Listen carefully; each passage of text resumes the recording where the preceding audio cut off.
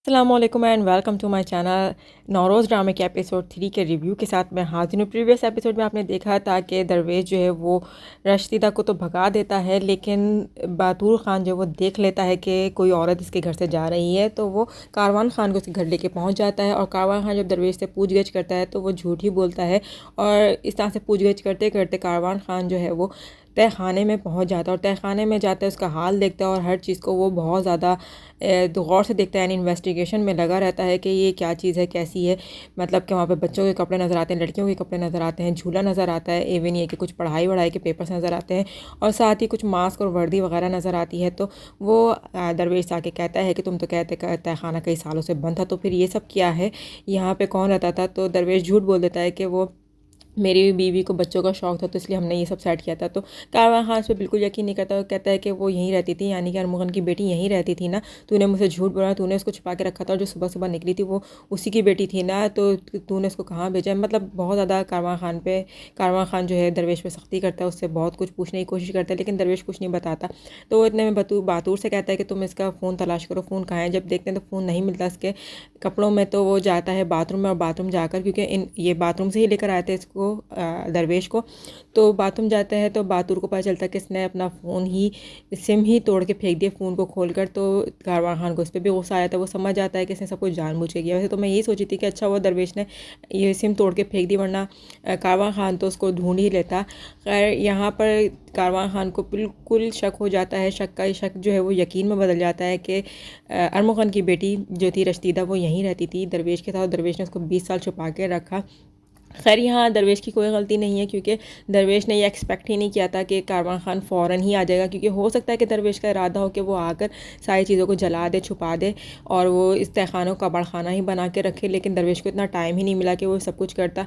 अगर वो पहले से सब कर लेता, यानी कि अपने तहखाने को सही से कबाड़खाना बना देता, पुराना सा कर देता, तो शायद इसको कारवान को बिल्कुल भी शक नहीं होता। लेकिन दरवेश ने थोड़ा इंतज़ार किया शायद कि वो बाद में सब कुछ सही कर देगा, तो इसलिए कारवान ख़ान को शक हो गया कि यहाँ पर ही रशीदा रहती थी, अरमुगन की बेटी।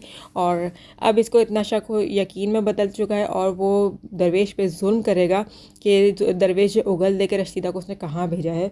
तूर यहाँ दरवेश को बहुत मारता है, इतना मारता है वो बेहोश हो जाता है। नेक्स्ट ये दिखाया गया है कि रशीदा जो है वो नए सिटी पहुंच जाती है, यानी कि इस्लामाबाद सिटी पहुंच चुकी होती है, और वहाँ उतरते वो इतनी परेशान होती है कि उसको समझ नहीं आता वो क्या करे।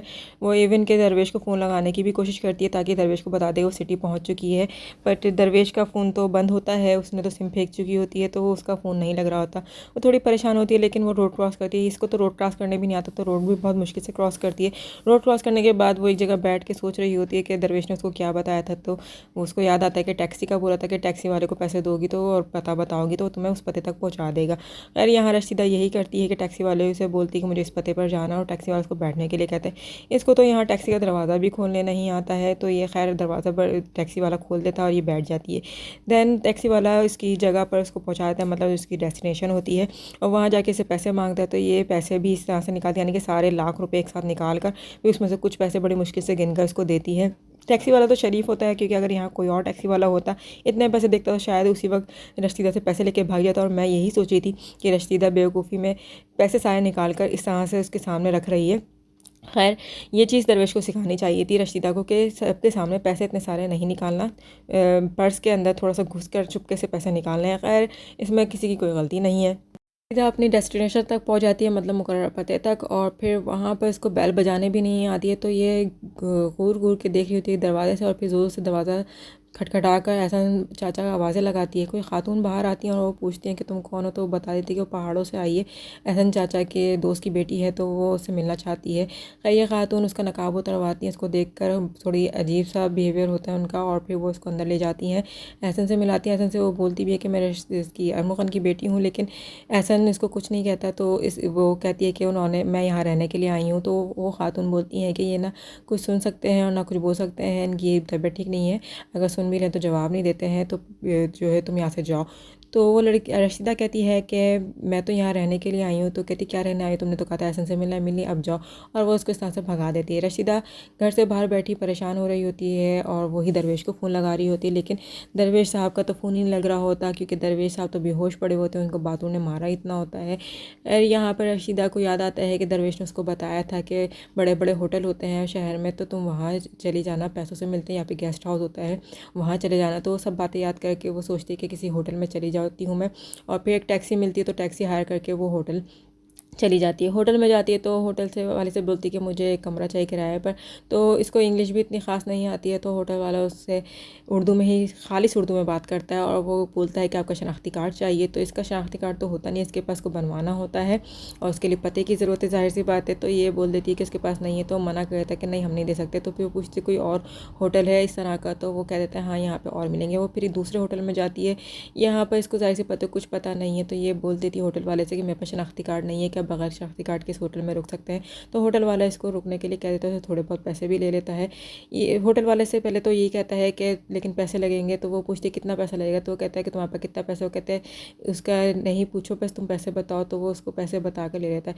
होटल में एक लड़का इसको गौर गौर के देख ही रहा होता है और वो फिर होटल वाले से कहता है कि यार तूने बगैर शनाख्ती कार्ड के इसको कैसे रख लिया है, कि चेकिंग कर ली तो हम फंस जाएंगे। खैर वो आदमी उसको एक एसी रूम में ठहराता है। एसी रूम में रशीदा बहुत खुश होती है, लेकिन उसको अचानक अपने बाबा जान यानी कि दरवेश जो है याद आने लगता है और वो रोने लग जाती है और रोते रोते वो सो जाती है। बाहर इन दोनों होटल वालों का बस एक ही काम होता है कि ये प्लानिंग कर रहे होते हैं क्या करें, और वो होटल वाला रशीदा के कमरे में आता है, उसके साथ बदतमीज़ी करने की कोशिश करता है।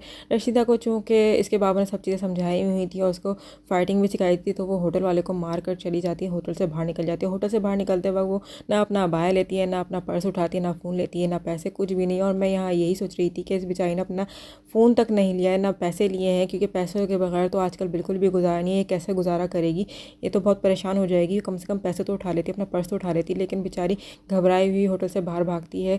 होटल से बाहर बस इधर से उधर घूमती रहती है। आधी रात हो रही होती है और होटल से बाहर भी चैन नहीं होता, क्योंकि गाड़ी वाले भी इसको छेड़ रहे होते हैं, इसको अपने साथ चलने के लिए कहते हैं। लेकिन ये क्योंकि गुस्से में आ जाती है और गुस्से में वो पत्थर उठाकर उनको मारने लगती है, मतलब अपनी प्रोटेक्शन करती है, अपनी सेल्फ केयर करती है। खैर इसके बाद रशीदा को लगती है और उसको फिर याद आता है कि दरवेश ने उसको कहा था कि पुराने ज़माने में जब लोगों की ताकत कम पड़ जाती थी या लोग घबरा जाते थे, तो वो अपनी ताकत जमा करते थे, कहीं छुप के बैठ जाते थे। तो फिर ये कचरे के ढेर के पास जाती है, वहाँ कचरा जमा करती है, काफ़ी सारी थैलियाँ वगैरह जमा करती है और वहाँ पर सुकून से लेट के सो जाती है। लेकिन यहाँ पर भी इसको चैन नहीं मिलता, क्योंकि एक चर्सी आ जाता है और इसके गाल पे हाथ लगाने लगता है, मतलब इसको तंग करने लगता है। जब ये उठती है तो ये घबरा जाती है उसको देख कर भी, और उसको भी धक्का दे के भाग जाती है यहाँ से भी। इसको कुछ समझ नहीं आता तो ये क्या करे, तो फिर भाग जाते जाते चलते चलते ये एक जगह पहुँचती है। वहाँ पर एक दरख्त के पास ये पुरसुकून होकर बैठ जाती है और बैठे बैठे वहाँ पर लेट जाती है और लेटे लेटे सो भी जाती है। और इतना बुरी तरीके से सोती है कि सुबह अगर हो भी जाती है तो इसकी आँख ही नहीं खुलती वहाँ, क्योंकि एक औरत आ जाती है जो इसको लाते मार मार के उठाती है। तरफ कारवान खान को दिखाया, वो बस अड्डे पे पहुंच जाता है। बस ड्राइवर से पूछने लगता है कि कल इस गाड़ी के अंदर कोई औरत बैठ के गई थी। तो वो कहता है इसमें तो बहुत सी औरतें बैठ के जाती हैं, लेकिन आप क्यों पूछो, हम क्यों किसी पैसेंजर की आपको मालूमात दें। तो उस पर बहादुर को थोड़ा गुस्सा आ जाता है और वो गाड़ी वाले को गाड़ी से निकाल के मारने की कोशिश करता है। तो गाड़ी वाले को भी गुस्सा आता है और जब वो देखता है इसने गन निकाली तो कहता है ये पिस्तौल मुझे ना दिखा, यहाँ गाँव में सबके पास बच्चे बच्चे के पास पिस्तौल हैगी, और इज़्ज़त की बात ना कर, इज़्ज़त सबकी सांझी होती है। तो इतने में बहादुर खान को कारवान खान डांटता है और पिस्तौल रखने को कहता है। और फिर कारवान खान जो है थोड़ा तमीज़ के दायरे में उससे बात करता से समझाता है कि इस बस के अंदर कल जो बच्ची लड़की यहाँ से गई थी, हमें उसके बारे में जानना है, तुमने क्या उसको देखा था, उसको कहाँ छोड़ा था।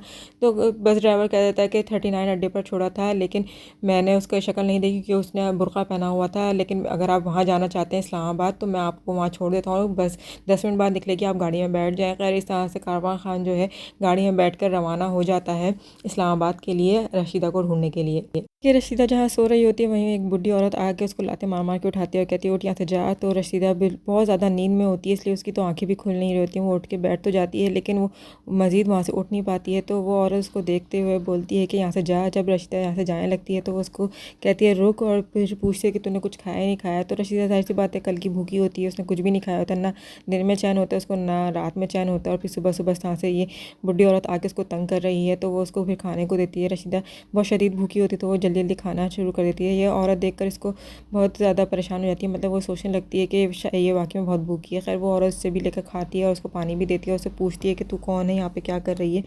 इवन ये कि उससे पूछे तेरे माँ बाप कहाँ हैं, तो वो बोल देती है रशीदा कि माँ मेरी मर गई है और बाप मेरा गुम हो गया है। तो वो फिर कहती है यहाँ से चलो। तो रशीदा पूछती है कि क्यों, तो वो औरत कहती है कि क्योंकि यहाँ पे हुकूमत वाले आ गए तो वो हमें यहाँ से मार मार के निकालेंगे, ये इस जगह हमारा रहना या बैठना सेफ़ नहीं है, मतलब ख़तरे से खाली नहीं है। तो फिर वो औरत चलती चली जाती है। तो कहती है कि लोग का जब खुद का अपना बोझ खुद उठाना पड़ता है, जब लोगों को लगता है कि बोझ ज़्यादा हो गया है तो वो ऐसे ही छोड़ देते हैं। मतलब उसका कहने का ये होता है कि लोग जो है हमें बोझ समझ के छोड़ देते हैं, मुंह पे अपने जाके मिट्टी मल ले, ये ज़माना तुझे बेच खाएगा। ये रशीदा को इस तरह की बात है क्यों बोली होती है इस वक्त तो समझ नहीं आता, लेकिन आगे चल के जब अपनी कहानी सुनाती तो तब सारी बात समझ में आती है। फिर ये लोग चलते चलते पत्थरों पर जाकर बैठ जाते हैं और फिर रशीदा से ये मज़ीद बात करती है, अब कैसे गुम हुआ, मुझे कहानी सुना, और तू तेरा इस तरह से जवानी में सड़कों पर घूमना ठीक नहीं है क्योंकि ये ज़माना बहुत ज़ालिम है, तुझे बेच खाएगा।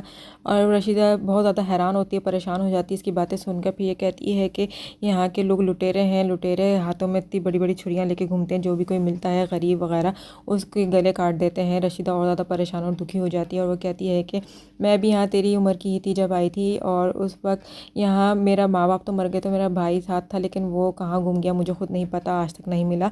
लेकिन मैं यहाँ पर ही बैठी रहती थी इन्हीं जगहों पर, और अक्सर लोग आते थे, हमदर्दियाँ जताते थे, 2-4 दिन की हमदर्दी जताते थे, बस अपना फ़ायदा लेते थे और चले जाते थे।